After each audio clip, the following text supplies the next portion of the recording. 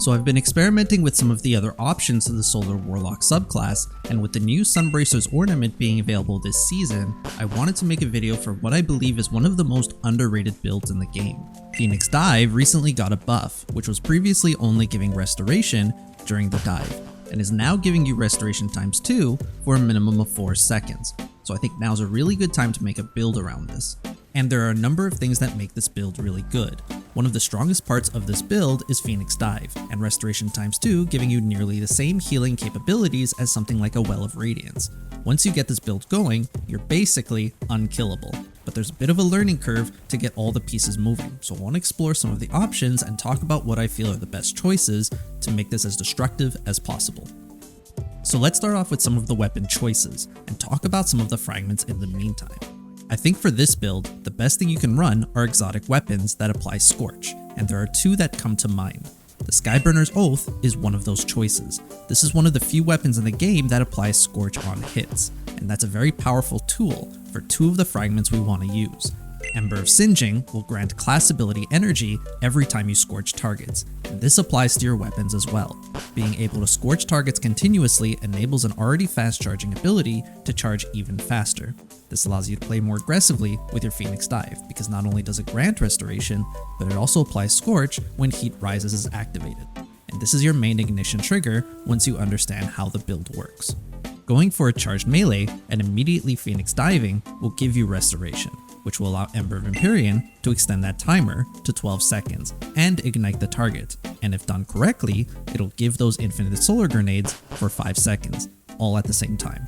This is a very powerful combo that by the end of it will end you with all your abilities charged up again, and if it doesn't, having scorching weapons will give you back your Phoenix Dive and your melee thanks to Ember of Searing. Ember of Searing gives you melee energy when defeating scorched targets, and also creates fire sprites, which is also very important for this build, but we'll talk about that a little bit later. Skyburner's Oath is something you can use to help you understand how to fully utilize this build, mostly due to its infinite ammo.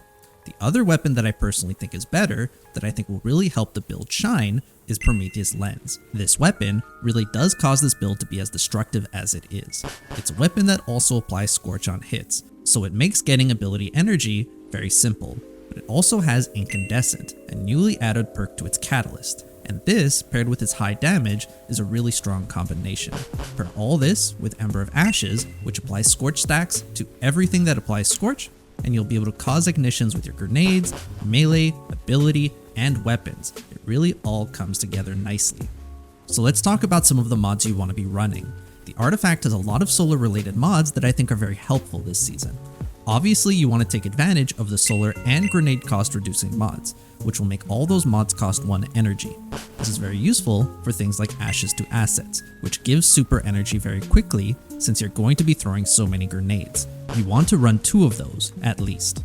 Firepower is also going to cost 1, which creates Orbs of Light after getting grenade kills, and also gives you armor charges when collecting those orbs. Something else that gives you armor charges is the Solar Surge artifact mod, which gives you armor charges when collecting fire sprites. So all the orbs you make from throwing grenades and all the fire sprites you create from Ember of Searing will contribute to those armor charges, and there's a lot you can do with that.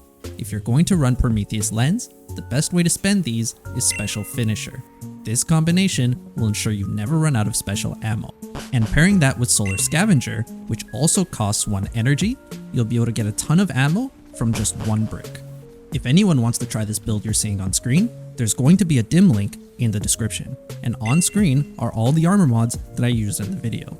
If you want to copy this and try it for yourself, you can experiment with that.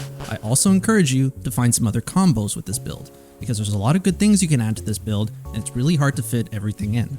There's also a lot of good legendary weapons and other exotics you can substitute for some of these weapons. The BRX-55 Battler, which is the pulse rifle from Dares of Eternity, can run with both Incandescent and Pugilist, which are 2 perks that are perfect for this build. The Trace Rifle from Root of Nightmares can also be very good, since it can roll with Incandescent, and getting the raid exotic Conditional Finality will also be very good for a full solar loadout. I personally didn't get it to drop yet, but I'm sure it would be very strong with this build. So anyway, that's it for the video. Let me know what you think of the build. If you have any questions, write them down below, subscribe if you liked the video, and have a good one.